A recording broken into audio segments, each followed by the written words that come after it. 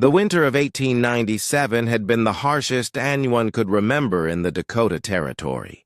Snow fell in thick, relentless curtains for weeks, and the ground froze so deep that even the strongest men struggled to break through with pickaxe and shovel. It was during this bitter season that Thomas Whitman found himself facing the most difficult job of his 43 years. Thomas had been a farmer all his adult life, working the same patch of stubborn prairie land his father had claimed decades earlier. The soil was good when the rains came, but the rains hadn't. Thomas hadn't set foot in town much these past few years. Since his wife Martha passed away the previous spring, the farmhouse had felt emptier than ever. The laughter that once echoed through the kitchen was gone, replaced by the creak of floorboards and the distant groan of the wind. Bills piled higher than hay bales, and the debts, well, they grew like weeds in a field long abandoned. The bank had already claimed most of his livestock, and deep down, Thomas knew the farm itself would be next, maybe before the snow even melted. So when Doc Henderson stopped him that gray February morning with an unusual proposition, Thomas felt an uneasy chill crawl up his spine. "I know this ain't the sort of work you're used to." "Thomas," the doctor began, adjusting his wire-rimmed glasses as they stood by the counter of the mercantile. His voice carried the weight of something unspoken. "But I'm in a bit of a bind, and you're one of the few men I trust with something delicate." Thomas shifted from one worn-out boot to the other, wary but listening. Doc Henderson wasn't the kind of man who wasted words. "There's a young woman," the doctor went on slowly, "came through town yesterday with a traveling family. They found her collapsed on the road about 10 miles south." Thomas frowned. "Collapsed?" Doc Henderson nodded grimly. "By the time they brought her to me, she was—" His voice trailed off, and he removed his hat, running a trembling hand through thinning gray hair. She appeared to have passed on. No pulse, no breath. "Skin cold as winter itself." Thomas stared at him, uneasy. "Then you're asking me to bury her?" "Not exactly," the doctor said, voice lowering. "The family couldn't stay. Left a few coins for her burial, but the ground's too frozen for old Sam to dig. His arthritis has got him laid up again." Outside, the wind howled through the street, carrying with it the sound of a loose shutter banging against a window. Thomas felt a strange weight settle over the moment, like the air itself had thickened. Something about the doctor's tone told him this wasn't just about a burial. The wind outside howled fierce that morning, scraping along the sides of the mercantile like claws against wood. Thomas understood now why Doc Henderson had chosen him. Years of working the stubborn soil had given him broad shoulders and hands that could break through frozen ground. But even so, something about this request didn't sit right.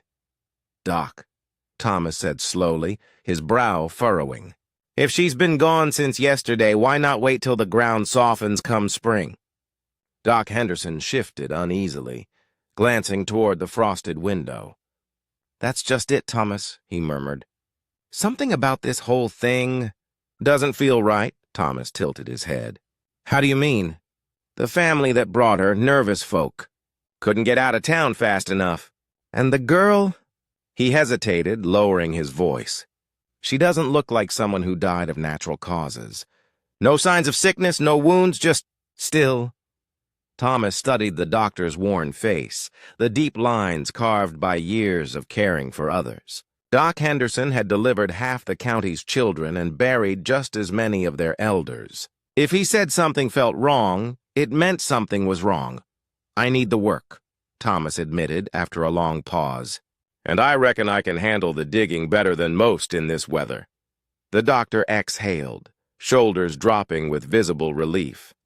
"I thought you might say that." Then his tone sharpened. "But Thomas, if anything seems unusual, you come find me. Immediately. Promise me that." Thomas nodded, though he wasn't sure what could possibly be more unusual than burying a stranger in frozen earth. Doc Henderson led him through a narrow hallway to a small room behind his office. The faint scent of antiseptic hung in the air, mixed with the cold bite of winter that seeped through the cracks in the window. A single kerosene lamp burned low beside a wooden table. On it lay the young woman, motionless beneath a white sheet that looked almost too clean against the rough planks beneath her. When the doctor gently pulled back the cloth, Thomas involuntarily drew in a sharp breath. She was beautiful, eerily beautiful. The kind of beauty that didn't seem meant for the world of the living. Golden hair spilled over the pillow like threads of sunlight caught in shadow. Her skin, pale but unblemished, carried a strange softness to it, like warmth waiting to return. Her face looked peaceful. Too peaceful. She looks like she's sleeping, Thomas whispered. The doctor nodded grimly. That's what troubles me. She shouldn't look this way after so long. Thomas bent closer, studying her face. How old would you reckon she is? Hard to say, Doc Henderson replied. Maybe 25. Maybe 30. No marks of struggle, no sign of pain. He sighed, rubbing his temples. Just lying there as if waiting for someone to wake her. Thomas glanced again at the woman's still face. For a brief second, he could have sworn he saw her chest rise, just a fraction, like the faintest whisper of breath. He blinked. Nothing. The room was silent except for the ticking of the doctor's wall clock and the steady pounding of Thomas's heart. No identification, Doc Henderson said quietly, pulling the sheet back over the woman's still face. No belongings except the clothes on her back. The family claimed they didn't even know her name. Thomas frowned, the words sinking deep. A stranger without a past, brought to town by people eager to leave. It was enough to make any man's skin crawl. He spent the rest of that morning preparing for the burial, trying to lose himself in the rhythm of honest work. The cemetery sat on a small rise just outside town, a lonely patch of land dotted with wooden crosses and weathered headstones. He chose a quiet spot beneath an old oak tree, its bare branches stretching against the gray sky. When spring returned, it would cast shade over the place, a bit of peace, perhaps, for whoever she'd been. But the ground was frozen stiff as iron. The first strike of his spade clanged off the earth like metal on stone. Thomas sighed, knowing this would be no easy task. Years of farming had taught him patience, though. He'd coaxed life from stubborn soil before. He built a small fire nearby, letting its warmth seep slowly into the earth. Inch by inch, the ground began to yield, the frozen crust softening enough for his shovel to bite. By late afternoon, he had managed to dig barely 2 feet down. His hands ached through his gloves, fingers numb, and his breath hung in thick clouds before him. Snow drifted lazily from the dull sky, settling on his coat and hat as the daylight began to fade. When he finally trudged back to Doc Henderson's office, his muscles burned with exhaustion. Together, the two men lifted the woman into a simple pine coffin, the kind used when there were no family requests. No fancy carvings, just dignity and wood. They worked in silence, the only sounds the creak of the floorboards and the whisper of wind against the window. As they carried her through the quiet, snow-covered streets, Thomas's thoughts wandered to Martha. He remembered that terrible day, the final prayers, the cold touch of her hand, the way the whole world had felt hollow afterward. But this burial felt different. He couldn't say why. Maybe it was because no one mourned this young woman. No friends, no tears. Just two strangers and the falling snow. At the cemetery, Thomas lowered the coffin carefully into the shallow grave. The flickering light from his lantern danced across the coffin lid, casting ghostly shadows across the ground. It wasn't deep enough yet, not by a long shot, but the day was nearly gone. He could return in the morning to finish the work, he told himself. Still, he hesitated. Something tugged at the edge of his mind, a quiet unease that wouldn't leave him. Maybe it was the way the firelight flickered strangely across the wood. Or maybe it was the chill that hadn't left his bones all day. Whatever it was, Thomas felt compelled to look once more. He knelt by the grave, hands trembling as he pried open the coffin lid just a few inches. The young woman lay exactly as before, still, serene, hands folded over her chest. But as Thomas leaned closer, a flicker of motion caught his eye. He froze. Was it his imagination, or had her fingers just moved? For a moment, Thomas thought his mind was playing tricks on him. Maybe it was exhaustion, or the flicker of the lantern casting strange shadows. But no, something had changed. Her skin no longer looked so pale. There was color there now, faint, but real. He leaned closer, his breath catching in the frozen air. Then he saw it, a flicker. The faintest movement beneath her eyelids, like someone lost in a dream. Thomas's heart pounded. He stared, too afraid to blink, and then her eyes opened. They were the most brilliant shade of blue he had ever seen, clear and sharp like sunlight through ice. She looked right at him, confusion and gratitude swirling together in that fragile gaze. "Where?" Her voice came as a whisper, trembling in the cold. "Where am I?" Thomas nearly dropped his lantern. He sat back on his heels, trying to steady himself. "You're safe," he said softly, though the words didn't feel entirely true. "You're in Millbrook. Do you remember what happened?" The woman, alive, impossibly alive, tried to sit up, her movements weak and shaky. Thomas slipped H. Elizabeth's voice trembled slightly as they walked toward Millbrook's faint lamplights. "I was traveling alone," she said softly, "heading west to meet a distant relative when my horse spooked in a sudden blizzard. I think I wandered for hours before I collapsed." She paused, glancing at her snow-covered boots. "I have nowhere to go now. No horse, no supplies. My relative's probably wondering what became of me." Thomas didn't even think before speaking.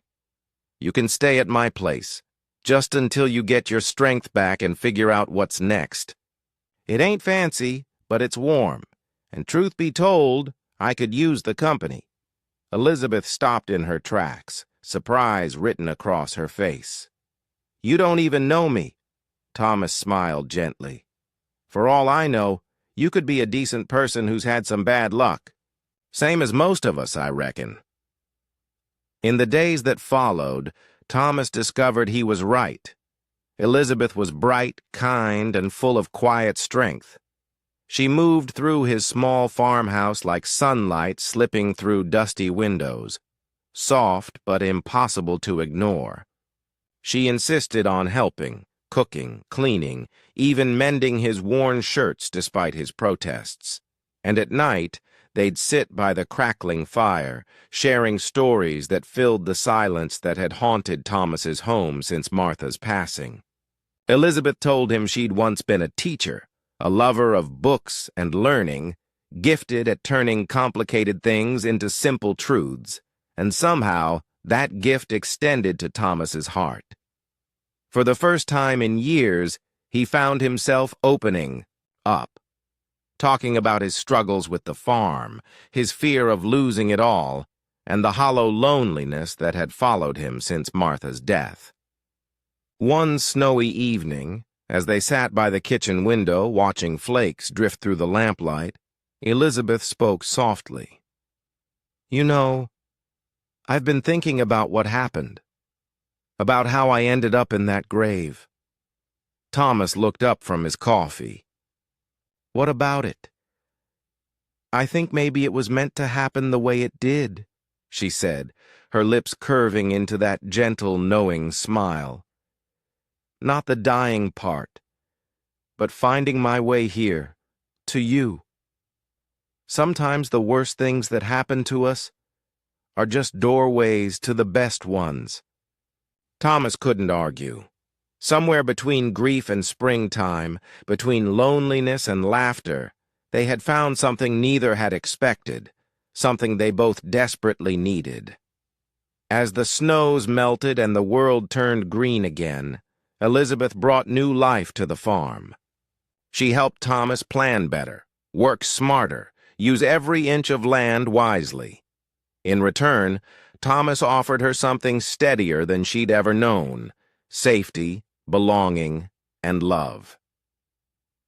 One warm April morning, they were out in the garden, sunlight glinting off dew-soaked rows of seedlings. Elizabeth knelt in the dirt, laughing as one of the hens strutted by with a stolen bit of twine. The sound of her laughter filled the air, and Thomas felt a kind of peace he thought he'd never feel again. Setting down his hoe, he called her name. "Elizabeth, I've got something to ask you." She turned, eyes bright, cheeks flushed from the sun. "What is it, Thomas?" He took a breath. "Would you consider staying here? Not as someone I'm helping, but as my wife." Her smile outshone the spring morning. "Thomas Whitman," she said, tears glimmering in her blue eyes, "I thought you'd never ask." They married that June in the little church where Thomas had once said goodbye to Martha. The same cemetery where he had almost buried Elizabeth now bloomed with flowers they'd planted together, and the great oak tree shaded their wedding guests. Years later, when folks would ask Thomas how he'd met his wife, he always smiled in that quiet, far-away way. "I was hired to bury her," he'd say, watching Elizabeth laugh in the garden with their children. "But she had other plans entirely." "Best job I ever took," Elizabeth would always add, with that same radiant smile. Sometimes life has to stop completely before it can begin again, just in ways we never imagined. Their farmhouse became a haven over the years, a place where weary travelers could find food, warmth, and kindness. No one was ever turned away. Maybe because both Thomas and Elizabeth knew too well what it meant to need a stranger's mercy. Under their care, the farm thrived. They raised 4 children, teaching them that life's greatest blessings often come disguised as life's darkest moments. And on quiet winter nights when snow blanketed the earth just like the night they first met, Thomas and Elizabeth would sit by the fire, hands entwined, hearts full, and marvel at the strange, beautiful ways love finds us when we least expect it. If only we're brave enough to keep our hearts open,